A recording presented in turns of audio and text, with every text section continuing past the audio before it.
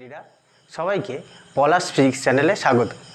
আজকের আমরা আলোর প্রতিফলনে পার্ট 8-এর ক্লাস শিখব। পার্ট 7-এ অর্থাৎ এই ক্লাসের ঠিক আগের ক্লাসে আমরা গোলীয় দর্পণের সমীকরণ প্রতিষ্ঠা করেছিলাম। আজকের আমরা গোলীয় দর্পণে যে প্রতিবিম্ব গঠিত হয় তার বিবর্ধন সম্পর্কে জানব।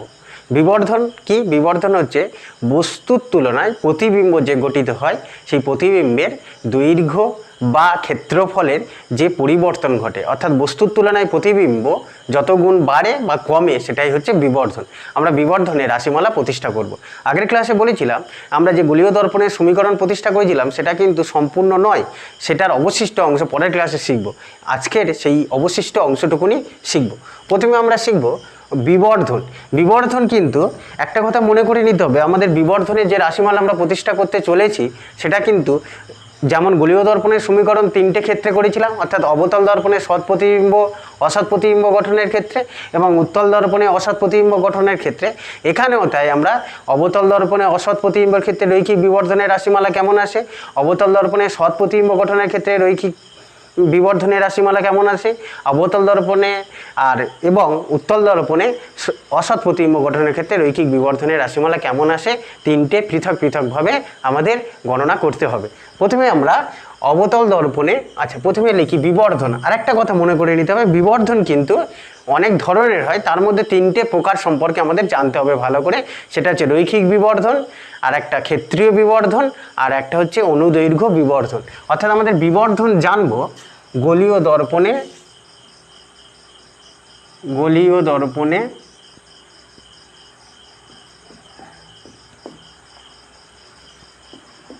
দর্পণে প্রতিবিম্বের বিবর্ধন।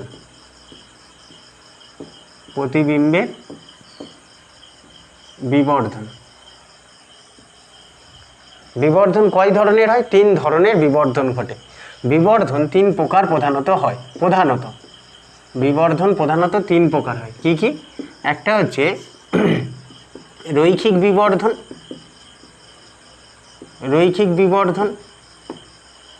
2 ক্ষেত্রীয় বিবর্ধন, আর 3 অনুদৈর্ঘ্য বিবর্ধন।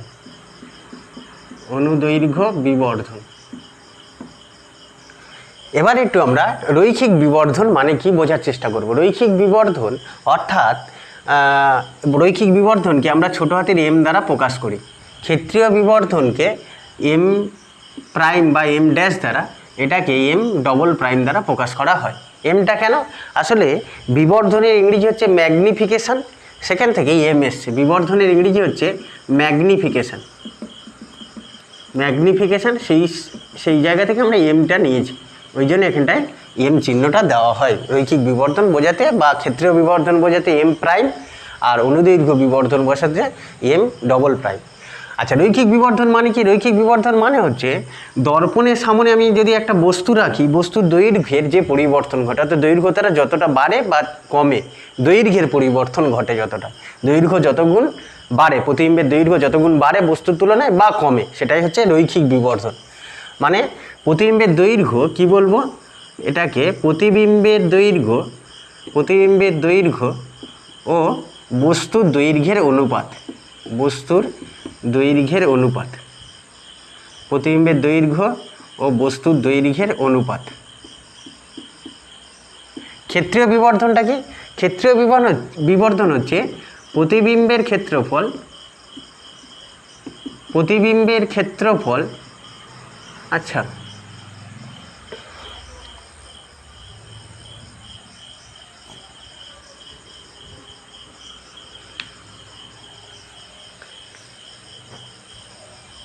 তাহলে বিবর্ধনকে আমরা দেখলাম 3টে ভাগে ভাগ করা যায়। কি কি? রৈখিক বিবর্ধন, ক্ষেত্রীয় বিবর্ধন আর অনুদৈর্ঘ্য বিবর্ধন। এবারে আমরা প্রত্যেকটা বিবর্ধন সম্পর্কে আলাদা আলাদা করে বোঝার চেষ্টা করব। প্রথমে আমরা জানবো রৈখিক বিবর্ধন। রৈখিক বিবর্ধন কি? রৈখিক বিবর্ধন হচ্ছে একটা দর্পণের সামনে, সেই উত্তল দর্পণ হোক বা অবতল দর্পণ হোক, যে কোনো দর্পণের সামনে একটা বস্তু রাখলে কি হয়, তার প্রতিবিম্ব গঠিত হয়। রৈখিক বিবর্ধন কাকে বলে? রৈখিক বিবর্ধন বলতে বোঝায় যে দর্পণের সামনে রাখা বস্তুর দৈর্ঘ্য আর দর্পণে যে প্রতিবিম্ব গঠিত হচ্ছে সেই প্রতিবিম্বের দৈর্ঘ্যের অনুপাতকেই আমরা বলি রৈখিক বিবর্ধন। কেমন? এই একটা অবতল দর্পণ, উত্তল দর্পণের ক্ষেত্রেও হবে অবতল দর্পণে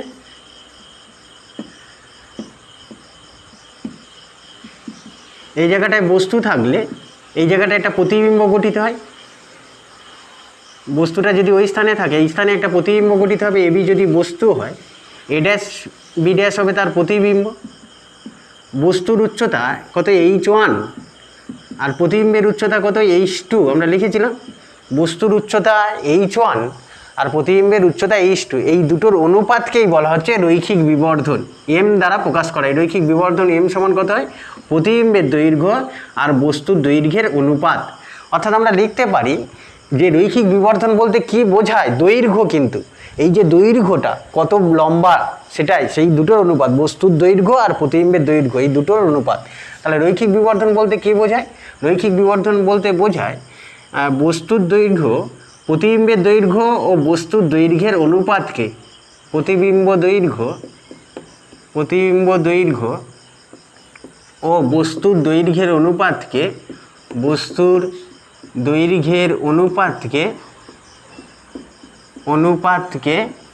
রৈখিক বিবর্ধন বলে। রৈখিক বিবর্ধন বলে। এটাকে আমরা এম দ্বারা প্রকাশ করি। রৈখিক বিবর্ধনকে ছোট হাতের এম কেন? আসলে ম্যাগনিফিকেশান একটা ইংরেজি শব্দ, বিবর্ধনের ইংরেজি, সেখান থেকেই আমরা এম লেটারটা নিয়েছি, এম বর্ণটা নিয়েছি। ম্যাগনিফিকেশান সেই জায়গা থেকেই এম এসছে। তাহলে প্রতিবিম্বের দৈর্ঘ্য আর বস্তুর দৈর্ঘ্যের অনুপাতকেই কী বলা হচ্ছে? রৈখিক বিবর্ধন। এখন রৈখিক বিবর্ধন আমরা তিনটে ক্ষেত্রে বের করতে পারবো, অর্থাৎ অবতল দর্পণের সৎ প্রতিবিম্ব এবং অসৎ প্রতিবিম্ব, এবং উত্তল দর্পণের শুধুমাত্র অসৎ প্রতিবিম্ব। তাহলে আমরা প্রথমে করছি রৈখিক বিবর্ধন কার ক্ষেত্রে বের করছি? অবতল দর্পণে সৎ প্রতিবিম্ব। অবতল দর্পণে সৎ প্রতিবিম্ব যখন গঠিত হবে সেক্ষেত্রে আমরা আগের ক্লাসে শিখেছিলাম, পার্ট 7 আমরা শিখেছিলাম কি? অবতল দর্পণে যখন সৎ প্রতিবিম্ব গঠিত হয় তখন বস্তুর দৈর্ঘ্য আর প্রতিবিম্বের দৈর্ঘ্যের একটা অনুপাত সমীকরণ বের করেছিলাম। 1 নম্বর সমীকরণটা যদি লক্ষ্য করি, AB by A dash B dash সমান পিবি বাই পিবি ড্যাশ, 3 নম্বর সমীকরণ ছিল এটা, না এটা ছিল 2 নম্বর সমীকরণ। আমরা যে আগের দিন গোলীয় দর্পণের সমীকরণ প্রতিষ্ঠা করেছিলাম, সেই সমীকরণটা যদি একটুখানি লক্ষ্য করে নিই, দেখব এটা প্রমাণ করেছিলাম আমরা কি প্রমাণ করেছিলাম? AB by A dash B dash সমান কি হয়? PB by PB dash. এখন আমাদের কি জানতে হবে? আমাদের জানতে হবে এই যে রৈখিক বিবর্ধন কি হলো?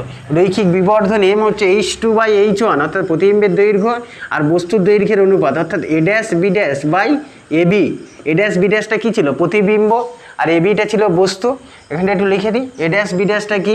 এ ড্যাশ বি ড্যাশ হচ্ছে প্রতিবিম্ব নয়, প্রতিবিম্বের দৈর্ঘ্য, প্রতিবিম্ব, এটা প্রতিবিম্ব। আর এবিটা হচ্ছে কি? বস্তু, এবিটা বস্তু। এই প্রতিবিম্বের দৈর্ঘ্য আর বস্তুর দৈর্ঘ্যের অনুপাত, অর্থাৎ আমাদের এটা জানতে হবে। এই জন্য আমরা কী করলাম?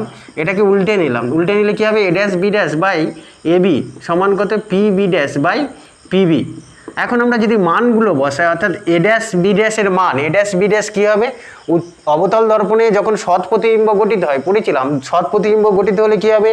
প্রধান অক্ষের নিচে হবে। আর প্রধান অক্ষের নিচে হলে সেই উচ্চতাটাকে আমরা কী লিখি? Negative, -h2। কেন এখানটা h2 মাইনাস বসালাম? এখানটা মাইনাস বসালাম কারণ প্রতিবিম্বটা সৎ প্রতিবিম্ব আর প্রধান অক্ষের নিচে আছে, তাই -h2। বস্তুটা কি? এবি। বস্তুটাকে তাহলে কী লিখবো? h1 প্লাস h1 লিখবো। কেন প্লাস h1 কেন লেখা হবে? যেহেতু বস্তুটা কি আছে? প্রধান অক্ষের ওপরে অবস্থিত, তাই এটা ধনাত্মক হবে, উচ্চতাটা ধনাত্মক। P B dash, P B ড্যাশটা কত ছিল? সৎ প্রতিবিম্ব গঠনের ক্ষেত্রে পি বি ড্যাশ অর্থাৎ প্রতিবিম্ব দূরত্ব আমরা -v লিখেছিলাম, আর পিবি অর্থাৎ বস্তু দূরত্ব কী লিখেছিলাম? ইউ। ফলে এই সমীকরণটা যদি আমরা লক্ষ্য করি, দেখতে পাবো পি বি ড্যাশটা ছিল ভি মাইনাস ভি, পিবিটাও ছিল -u, কারণ এও তো বস্তুটা দর্পণের সামনে আছে। তাহলে সমীকরণটা যদি এরকমভাবে লিখি, পরের লাইনে h2 বাই h1 সমান কত? V by U minus V by U. h2 by h1 করলে কত হবে? -v by U. আবার আমরা জানি h2 বাই h1 মানে কি? বিবর্ধন, রৈখিক বিবর্ধন। এই যে আমরা জানি বিবর্ধন মানে কি? প্রতিবিম্বের উচ্চতা আর বস্তুর উচ্চতার অনুপাত। অর্থাৎ আমরা m সমান কত বলতে পারি? h2 বাই h1 এর জায়গায় m লিখে আমরা বলতে পারি m সমান -v বাই ইউ। এটাই হলো রৈখিক বিবর্ধনের রাশিমালা। এম সমান কিন্তু -v/u, এটাই রৈখিক বিবর্ধনের রাশিমালা অবতল দর্পণে সৎ প্রতিবিম্ব গঠনের ক্ষেত্রে এটা প্রমাণ করলাম। এর পাশেই আমরা শিখব অবতল দর্পণে অসৎ প্রতিবিম্ব হলে কেমন হয়। অবতল দর্পণে অসৎ প্রতিবিম্ব, এটা সাইডে থাক, এটা আমরা রৈখিক বিবর্ধন বলতে কি বোঝায় সেটা বুঝেছি। এবার আমরা এদিকে করব অবতল দর্পণে অসৎ প্রতিবিম্ব। অবতল দর্পণে অসৎ প্রতিবিম্ব মানে অবতল দর্পণ যখন অসৎ প্রতিবিম্ব গঠন করে তখন রৈখিক বিবর্ধনের রাশিমালা কেমন আসে। আমরা কিন্তু গোলীয় দর্পণের যে সমীকরণ প্রতিষ্ঠা করেছিলাম সেখানে দেখেছিলাম দর্পণের প্রকৃতি যাই হোক বা প্রতিবিম্ব যাই হোক সমীকরণটা সেই একই আসে, অর্থাৎ 1/v + 1/u = 1/f। এখানটাও কি একই আসবে, অর্থাৎ বিবর্ধনের রাশিমালা সবসময় কি -v/u হবে। দেখা যাক করে, সৎ প্রতিবিম্বের ক্ষেত্রে তো দেখলাম -v/u হলো। এবার অবতল দর্পণে অসৎ প্রতিবিম্ব, এটার ক্ষেত্রেও সেই আগের দিনের ক্লাস থেকে যদি আমরা লিখি, আগের দিনের ক্লাসে আমরা শিখেছিলাম ওখানটায় ab/a'(b' সমান, এটাও সেই 3 নম্বর সমীকরণ ছিল, এই 3 নম্বর বলছি, এটা 2 নম্বর সমীকরণ ছিল, ab/a'(b' সমান কত pb/pb'। এই যে সমীকরণগুলো হঠাৎ করে লিখছি, এই যে সমীকরণটা লিখেছিলাম বা এই সমীকরণটা এক্ষুনি লিখলাম, এগুলো কিন্তু আমরা হঠাৎ করে লিখিনি। এই সমীকরণগুলো আগের ক্লাসে অর্থাৎ পার্ট 7-এ আমরা এগুলো প্র্যাকটিস করেছি, পার্ট 7-এ এগুলো প্রমাণ করেছি। যদি প্রয়োজন পড়ে তাহলে আগের ক্লাসটা একটু দেখে নিলে হবে, যার লিঙ্ক ডেসক্রিপশান বক্সে, এই ভিডিও ডেসক্রিপশান বক্সেই দেওয়া থাকবে। তাহলে ab/a'(b' pb/pb' আমাদের উল্টে দিতে হবে, কারণ আমরা a'(b'/ab অর্থাৎ প্রতিবিম্বের উচ্চতার বস্তুর উচ্চতার অনুপাত জানতে চাই, তাই এটা উল্টে দিলাম। দিলে কি হলো, a'(b'/ab সমান pb'/pb। এবার a'(b') হচ্ছে প্রতিবিম্বের উচ্চতা, কি হয় অসৎ প্রতিবিম্বের ক্ষেত্রে প্রমাণ করছি। অসৎ প্রতিবিম্ব হলে কি হয়, যদি আমরা এখানটা ছবিটা আঁকি, অসৎ প্রতিবিম্ব হলে প্রতিবিম্বটা কোথায় হয়, দর্পণের পিছনে গঠিত হয় আর প্রধান অক্ষের ওপরে হয়, শিখেছিলাম। অসৎ প্রতিবিম্ব যদি গঠন করি, এরকম ছবি ছিল অবতল দর্পণে m দর্পণ, এটা হচ্ছে ফোকাস, এটা বক্রতা কেন্দ্র, এটা মেরু। এই জায়গাটায় যদি বস্তু থাকে, আমরা শিখেছিলাম প্রতিবিম্ব এদিকে গঠিত হয়, অসৎ প্রতিবিম্ব, যে কোনো অসৎ প্রতিবিম্ব হলেই দর্পণের পিছনে গঠিত হবে। ফলে আমরা এক্ষেত্রে আমরা কি লিখতে পারি, এক্ষেত্রে a'(b')-এর জায়গায় +h2 লিখব। কেন, যেহেতু প্রতিবিম্বটা কি আছে, প্রধান অক্ষের ওপরে আছে, প্রধান অক্ষের ওপরে হলে তো +h2 হবে, তাই এটা +h2 হলো। বস্তুর উচ্চতা ab-টা কি লিখব, বস্তুর উচ্চতা, এই যে ab বস্তু আর a'(b') প্রতিবিম্ব, তো তাহলে বস্তুর উচ্চতাটাও কি হবে পজিটিভ, h1টাও পজিটিভ হবে, কারণ এটাও কি আছে, এটাও প্রধান অক্ষের ওপরে আছে, সমান pb' মানে কি প্রতিবিম্ব দূরত্ব, প্রতিবিম্ব দূরত্বটা +v হবে, কারণ এটা পিছনে আছে, দর্পণের পিছনে থাকলে আমরা চিহ্ন প্রথা থেকে জানি পিছনে থাকলে প্লাস, আর pbটা অর্থাৎ বস্তু দূরত্বটা কত হবে, pbটা হবে -u, যেহেতু এটা দর্পণের সামনে আছে। তাহলে আমরা দেখতে পেলাম এখানটাও কি হলো, h2/h1 করলে h2/h1 করলে কত হয় -v/u, আর h2/h1 অর্থাৎ প্রতিবিম্বের উচ্চতা আর বস্তুর উচ্চতার অনুপাতকেই আমরা বলি রৈখিক বিবর্ধন, অর্থাৎ সেটা তার মানও কত হলো -v/u, একই এলো রাশিমালাটা। অর্থাৎ অবতল দর্পণে সৎ প্রতিবিম্বের ক্ষেত্রে যেমন আসে সম্পর্কটা, অবতল দর্পণে অসৎ প্রতিবিম্বের ক্ষেত্রে সম্পর্কটা একই আসে। একটা কথা ভালো করে মনে রাখতে হবে, বিবর্ধন, রৈখিক বিবর্ধন বলতে কিন্তু কোনটা বোঝায়, রৈখিক বিবর্ধন বলতে এই h2/h1 এর অনুপাত বোঝায়, v/u অনুপাত নয়, v/u অনুপাত নয়, কিন্তু h2/h1 এর অনুপাতকেই আমরা m বলি। এবার আমরা কি দেখি, আমরা দেখতে পাই যে h2/h1 এই দুটোর অনুপাত করলে, অর্থাৎ বস্তুর উচ্চতার প্রতিবিম্বের উচ্চতা এবং বস্তুর উচ্চতার অনুপাত করলে সেটা কি হয়ে যায়, v/u এর সঙ্গে সমান হয়। কিন্তু যদি প্রশ্নে বলে যে রৈখিক বিবর্ধন বলতে কি বোঝো, রৈখিক বিবর্ধন বলতে আমরা কি লিখবো, রৈখিক বিবর্ধন বলতে বলবো প্রতিবিম্বের উচ্চতা আর বস্তুর উচ্চতার অনুপাত, কখনো বলবো না প্রতিবিম্ব দূরত্ব আর বস্তু দূরত্বের অনুপাতকে রৈখিক বিবর্ধন বলে, এটা হয় না। রৈখিক বিবর্ধন কি বোঝা গেল তো, প্রতিবিম্বর উচ্চতা আর বস্তুর উচ্চতার অনুপাত, যেটার মান v/u এর সঙ্গে সমান হয়, -v/u, চিহ্ন সমেত ধরলে -v/u। তাহলে আমরা অবতল দর্পণের দুটো ক্ষেত্রে প্রমাণ করে ফেললাম। এবার উত্তল দর্পণের ক্ষেত্রে প্রমাণ করব। রৈখিক বিবর্ধন এসে গেল কার ক্ষেত্রে, অবতল দর্পণের ক্ষেত্রে। এদিকটা করি 3 নম্বর কেসটা, অর্থাৎ উত্তল দর্পণে সৎ প্রতিবিম্ব গঠনের ক্ষেত্রে। আগের দিনের ক্লাসে অর্থাৎ পার্ট 7-এ কিন্তু আমি উত্তল দর্পণের সমীকরণের প্রায় অধিকাংশটাই বলে দিয়েছিলাম, অবশিষ্ট অংশ বলেছিলাম নিজেদের করে নিতে। আশা করি কারোর অসুবিধা হয়নি। তাহলে আমরা সেই সমীকরণটাই আবার ব্যবহার করবো। এখানটা একটু লিখি, হেডিংয়ে কী লিখবো, আমরা কি করতে চলেছি, উত্তল দর্পণে অসৎ প্রতিবিম্ব। উত্তল দর্পণ সর্বদাই অসৎ প্রতিবিম্ব গঠন করে, বস্তু যেখানেই থাক না কেন সর্বদাই অসৎ প্রতিবিম্ব গঠন করে। তাহলে এই ক্ষেত্রে কী হবে, এবি বাই সেই 2 নম্বর সমীকরণটা যদি লক্ষ্য করি, আগের ক্লাসে যেটা শিখেছিলাম, AB by A dash B dash PB by PB dash. এবার এই দুটো উল্টে দিলাম, A dash B dash by AB সমান আমরা কত লিখতে পারি, A dash B dash by AB সমান PB dash by PB, PB dash by PB.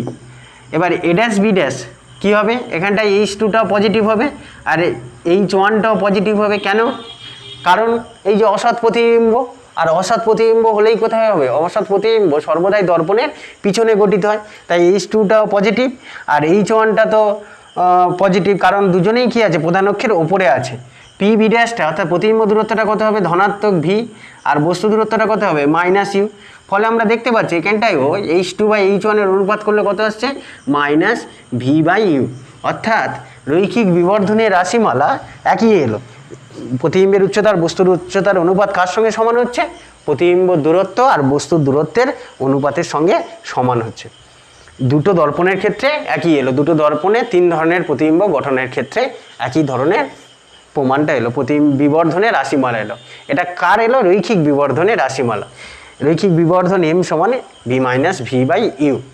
এবার একটু আমরা তাহলে রৈখিক বিবর্ধন হয়ে গেলে এরপরে আমরা কি শিখব, ক্ষেত্রীয় বিবর্ধন। ক্ষেত্রীয় বিবর্ধন মানে কি, আমরা এই রৈখিক বিবর্ধন মানে কি ছিল, মানে ছিল আমরা দর্পণের সামনে একটা ছোটো মতো কলম রেখেছি, তার প্রতিবিম্ব গঠিত হয়েছে। একটা দীর্ঘ বস্তু রেখেছি, তার প্রতিবিম্ব গঠিত হয়েছে। এই যে একটা রেখা রেখেছিলাম এই ছবিতে, তার প্রতিবিম্ব গঠিত হয়েছে। কিন্তু রৈখিক বিবর্ধন তো ওটা, ক্ষেত্রীয় বিবর্ধন ব্যাপারটা কি, ক্ষেত্রীয় বিবর্ধন আর রৈখিক বিবর্ধনের মূল তফাৎটা এখানে, এই যে দর্পণটা এম ড্যাশ দর্পণ, এই দর্পণের সামনে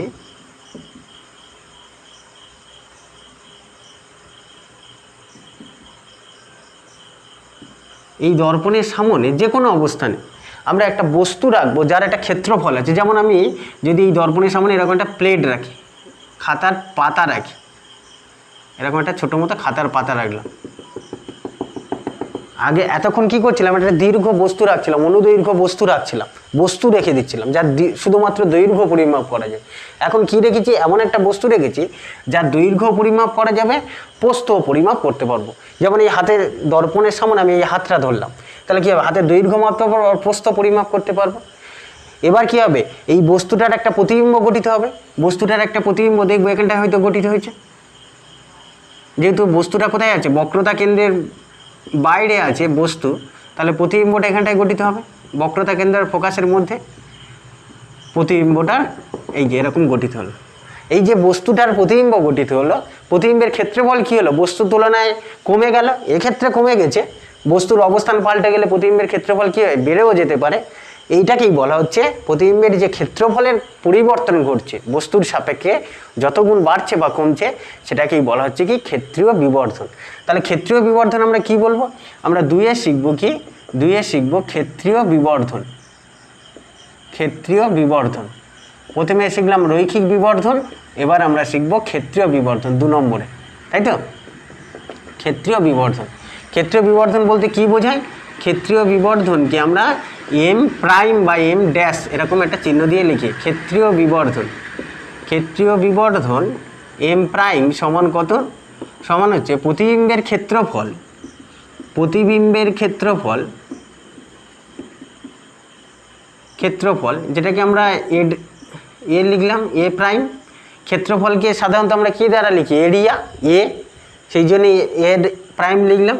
আর বস্তুর ক্ষেত্রফল, বস্তুর ক্ষেত্রফল কত, এ দ্বারা লিখলাম। এই প্রতিবিম্বের ক্ষেত্রফল আর বস্তুর ক্ষেত্রফলের অনুপাতকেই আমরা বলবো ক্ষেত্রীয় বিবর্ধন। যেমন আগে ছিল কি, প্রতিবিম্বের উচ্চতা H2 লেখা হয়েছিল আর বস্তুর উচ্চতা H1, এই দুটোর অনুপাত এখানটায় তাই প্রতিবিম্বের ক্ষেত্রফল আর বস্তুর ক্ষেত্রফলের অনুপাত। কি করে বের করব, রৈখিক বিবর্ধনের রাশিমালাটা যে কোনো দর্পণের ক্ষেত্রেই প্রমাণ করা যায়। মানে উত্তল দর্পণের ক্ষেত্রেও প্রমাণ করব, অবতল দর্পণের ক্ষেত্রে প্রমাণ করব, আবার অবতল দর্পণের সৎ প্রতিবিম্ব অসৎ প্রতিবিম্বের ক্ষেত্রে প্রমাণ করব। যে কোনো একটা প্রমাণ করে দিই, বাকিগুলো তো একই রকম। তাহলে আমি অবতল দর্পণে যে ছবিটা আঁকা আছে, এই যে ছবিটা আঁকা আছে, সেই ছবিটা কি আছে অবতল দর্পণে সৎ প্রতিবিম্ব গঠনের ক্ষেত্রে। ধরছি কি, ধরি বস্তুটির দৈর্ঘ্য আর প্রস্থ দুটোই পরিমাপ করা যায় বলে ধরে নিলাম, দৈর্ঘ্য এল ও প্রস্থ বি ধরে নিচ্ছি। এই যে বস্তুটা আছে দর্পণের সামনে, তার দৈর্ঘ্যটা কত ধরলাম, এখান থেকে এইটুকুনি হচ্ছে এল আর এইটা হচ্ছে বি, দৈর্ঘ্য এল প্রস্থ বি। ক্ষেত্রফল কত, বস্তুর ক্ষেত্রফল কত আসবে, বস্তুর ক্ষেত্রফল এ সমান কত, দৈর্ঘ্য গুণ প্রস্থ, এল ইন্টু বি।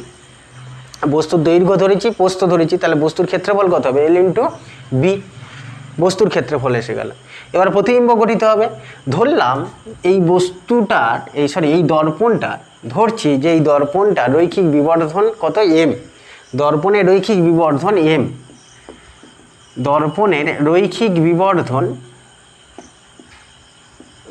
বিবর্ধন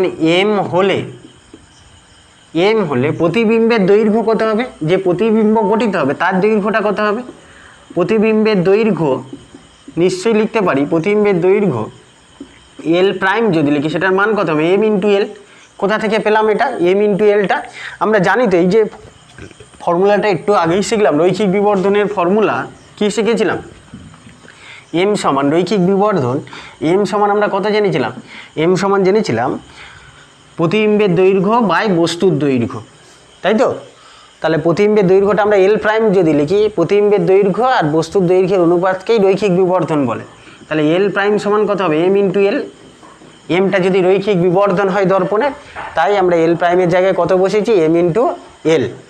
আবার প্রতিবিম্বের দৈর্ঘ্য হলো, প্রস্থ কত আসবে, সেই একই রকমভাবে প্রস্থ যদি বি প্রাইম লিখি, বি প্রাইম সমান কত আসবে, বি প্রাইম সমান আসবে M into B, M into B হবে প্রতিবিম্বের প্রস্থ। তাহলে আমরা প্রতিবিম্বের দৈর্ঘ্য বের করে ফেলেছি, প্রতিবিম্বের প্রস্থ বের করে ফেলেছি। এবার প্রতিবিম্বের ক্ষেত্রফল কত হবে, প্রতিবিম্বের ক্ষেত্রফল কত আসবে, প্রতিবিম্বের ক্ষেত্রফল যদি এ প্রাইম লিখি, এ প্রাইমের মান কত, প্রতিবিম্বের ক্ষেত্রফল মানে কি, দৈর্ঘ্য গুণ প্রস্থ। প্রতিবিম্বের দৈর্ঘ্য কত, এল প্রাইম ইন্টু প্রস্থ কত, বি প্রাইম, এল প্রাইমের মান কত, এম ইন্টু এল। আচ্ছা তলায় লিখি, বুঝতে আরেকটু সুবিধা হবে। এল প্রাইমের মান কত, এম ইন্টু এল, আর বি প্রাইমের মান কত, এম ইন্টু বি, গুণ করলে কত হলো, M square L B. Hello, তাহলে আমরা প্রতিবিম্বের ক্ষেত্রফলও বের করে ফেললাম, আর বস্তুর ক্ষেত্রফল জানি। তাহলে রৈখিক বিবর্ধন হয়ে এই ক্ষেত্রীয় বিবর্ধন কত আসবে, ক্ষেত্রীয় বিবর্ধন হবে, ক্ষেত্রীয় বিবর্ধনতে এম প্রাইমের মান কত হবে, আমরা জানি তো এম প্রাইম মানে কি, প্রতিবিম্বের ক্ষেত্রফল আর বস্তুর ক্ষেত্রফল। প্রতিবিম্বের ক্ষেত্রফল কত, প্রতিবিম্বের ক্ষেত্রফল হচ্ছে M square into L B, আর বস্তুর ক্ষেত্রফল কত, এল বি সমান কত হলো, এম স্কোয়ার। অর্থাৎ এম প্রাইম সমান আমরা কি বলতে পারি, এম স্কোয়ার। এম প্রাইম মানে কি, ক্ষেত্রীয় বিবর্ধন। সুতরাং আমরা কি লিখতে পারি, এই সমীকরণটা দেখেই বুঝতে পারছি কি আসছে, ক্ষেত্রীয় বিবর্ধন সমান রৈখিক বিবর্ধনের স্কোয়ার, রৈখিক বিবর্ধনের স্কোয়ার। মানে আমাদের ক্ষেত্রীয় বিবর্ধন বের করতে বললে একটা দর্পণের রৈখিক বিবর্ধনটা বের করে নেব, আর রৈখিক বিবর্ধনের স্কোয়ার করলেই চলে আসবে কি, ক্ষেত্রীয় বিবর্ধন। যদি আমাদের কোনো সমস্যায় ক্ষেত্রীয় বিবর্ধনের মান জানার প্রয়োজন পড়ে, আমরা এইভাবেই বের করব, রৈখিক বিবর্ধনটা বের করে স্কোয়ার করে দেব। এটা যে কোনো দর্পণের যে কোনো প্রতিবিম্ব গঠনের ক্ষেত্রে কিন্তু এই সম্পর্কটাই প্রমাণ করা যাবে। এখানটা অবতল দর্পণের সৎ দেখিয়েছি, শুধু উল্লেখ তো করিনি কিছু। যে কোনো দর্পণের ক্ষেত্রে কিন্তু এই সম্পর্কটা একই আসবে যে কোনো প্রতিবিম্বের ক্ষেত্রে। অর্থাৎ রৈখিক বিবর্ধন সমান কত, ক্ষেত্রীয় বিবর্ধনের স্কোয়ার। তাহলে বুঝতে পারলাম ক্ষেত্রীয় বিবর্ধন কি, অর্থাৎ ক্ষেত্রফলের পরিবর্তন। এবার আমরা শিখব অনুদৈর্ঘ্য বিবর্ধন। অনুদৈর্ঘ্য বিবর্ধনটা কি, অনুদৈর্ঘ্য বিবর্ধন হচ্ছে বস্তুটা, এই যে বস্তুটা আমরা দর্পণের প্রধান অক্ষের সঙ্গে লম্বভাবে রেখেছিলাম, কখন, যখন বস্তুটা রৈখিক বিবর্ধন বের করতে চাইছিলাম, অর্থাৎ একদম প্রথম ক্ষেত্রটা। কিন্তু এক্ষেত্রে আর লম্বভাবে রাখবো না, এক্ষেত্রে আমরা একটু বস্তুটাকে প্রধান অক্ষ বরাবর রাখবো। কেমন, 3-এ। এবার আমরা কি শিখব, এবার আমরা শিখব অনুদৈর্ঘ্য বিবর্ধন। অনুদৈর্ঘ্য বিবর্ধনকে এম ডবল প্রাইম দ্বারা লেখায়। অনুদৈর্ঘ্য বিবর্ধন ব্যাপারটা কি, ব্যাপারটা হচ্ছে আমরা এরকম একটা দর্পণ, এম এম প্রাইম দর্পণ, এটাই হচ্ছে দর্পণের প্রধান অক্ষ। বক্রতা কেন্দ্র, ফোকাস, মেরু। বস্তুটাকে এবার আমরা এতক্ষণ আমরা কীভাবে রেখেছিলাম, এই প্রধান অক্ষের সঙ্গে লম্বভাবে এইভাবে একটা দীর্ঘ H1 উচ্চতা সম্পন্ন বস্তু, H1 উচ্চতা সম্পন্ন বস্তুকে প্রধান অক্ষের সঙ্গে লম্বভাবে রেখেছিলাম। এখন আর লম্বভাবে রাখবো না, এখন আমরা বস্তুটাকে প্রধান অক্ষ বরাবর রাখবো। এই যে বস্তুটাকে রাখছি এই জন্য এটা একটু মোটা করে দিচ্ছি, এই যে বস্তুটাকে এইভাবে রেখে দেবো প্রধান অক্ষ বরাবর। এই হচ্ছে আমাদের বস্তুটা। কোন বস্তুটা? এই যে এবি বস্তুটা।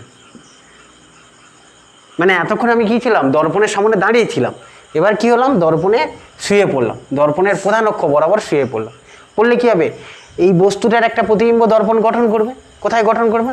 দেখলাম বস্তুটার একটা প্রতিবিম্ব এখানটায় হয়তো গঠন করলো, এই জায়গাটায় প্রতিবিম্ব গঠন করলো, এ প্রাইম বি প্রাইম। এটাও কি হলো, এটাও প্রধান অক্ষ বরাবর হলো। এই যে প্রতিবিম্ব গঠিত হলো প্রধান অক্ষ বরাবর, এটাকেই আমরা কি বলি, এটাকেই আমরা বলি অনুদৈর্ঘ্য বিবর্ধন। এই যে প্রতিবিম্ব যখন প্রধান অক্ষ বরাবর থাকছে তখন যে বিবর্ধন ঘটছে, সেটাকেই আমরা কি বলবো, অনুদৈর্ঘ্য বিবর্ধন। তাহলে অনুদৈর্ঘ্য বিবর্ধনটা বের করব কি করে, এর মানটা কি করে বের করবো, এম ডবল প্রাইমটা এখানটা লিখে দিই। বস্তু প্রধান অক্ষ বরাবর থাকলে, প্রধান অক্ষ বরাবর থাকলে প্রতিবিম্বের যে বিবর্ধন ঘটে, আগেরটা কি ছিল, প্রধান অক্ষের সঙ্গে লম্ব ছিল, প্রথমে বিবর্ধন ঘটে, তাকে অনুদৈর্ঘ্য বিবর্ধন বলে। অনুদৈর্ঘ্য বিবর্ধন বলে। অনুদৈর্ঘ্য বিবর্ধনটা কিভাবে বের করা হয়, এখানে আমরা প্রথমে বস্তুটার প্রান্ত শীর্ষবিন্দুর দূরত্ব ধরলাম কত, মেরু থেকে U1। সব বলেছিলাম দূরত্ব কোথা থেকে মাপবো, মেরু থেকে শীর্ষবিন্দুর দূরত্ব U1, আর মেরু থেকে এই পাদবিন্দুর দূরত্বটা কত, U2 হলো। তাহলে আমরা কি ধরলাম, মেরু থেকে দুই প্রান্তের দূরত্ব যথাক্রমে কত, মেরু থেকেই তো মাপি, মেরু থেকে বস্তুটির দুই প্রান্তের দূরত্ব কত, দুই প্রান্তের দূরত্ব যথাক্রমে কত করে ধরলাম, দুই প্রান্তের দূরত্ব যথাক্রমে U1 ও U2, দুটো প্রান্তের দূরত্ব U1 এবং U2। এটা কার হলো, বস্তুর। এবং প্রতিবিম্বের দূরত্ব কত, এবং প্রতিবিম্বের দুই প্রান্তের দূরত্ব কত ধরছি, প্রতিবিম্বের দুই প্রান্তের দূরত্ব কত ধরছি, প্রতিবিম্বের দুই প্রান্তের দূরত্ব ধরছি, দূরত্ব কত হবে, V1 V1 ও V2, অর্থাৎ এই প্রান্তটার দূরত্ব ধরলাম V1 শীর্ষবিন্দুটার, আর পাদবিন্দুটার দূরত্ব ধরলাম V2, দুটো প্রান্তের দূরত্ব ধরে নিলাম। তাহলে অনুদৈর্ঘ্য বিবর্ধন এম প্রাইম সমান কত আসবে, এম প্রাইম সমান আসে প্রতিবিম্বের দৈর্ঘ্য V1 মাইনাস V2 বাই বস্তুর দৈর্ঘ্য, অর্থাৎ U1 minus U2 minus U1, এইটার অনুপাত। এটা মড দিলাম, মানে মাইনাস চিহ্ন নিলে হবে না। প্রতিবিম্বের দৈর্ঘ্য আর বস্তুর দৈর্ঘ্যের অনুপাতকেই বলছি আমরা কি, অনুদৈর্ঘ্য বিবর্ধন। এইভাবে বের করতে হবে, অর্থাৎ দুটো প্রান্তের দূরত্ব আলাদা আলাদা করে বের করতে হবে, বস্তুর দূরত্ব, দুটো প্রান্তের প্রতিবিম্ব দূরত্ব বের করতে হবে, তাদের পার্থক্যের অনুপাতটাই হচ্ছে অনুদৈর্ঘ্য বিবর্ধন। তাহলে আমরা তিনটে বিবর্ধনের রাশিমালা প্রতিষ্ঠা করলাম, রৈখিক বিবর্ধন, ক্ষেত্রীয় বিবর্ধন এবং অনুদৈর্ঘ্য বিবর্ধন।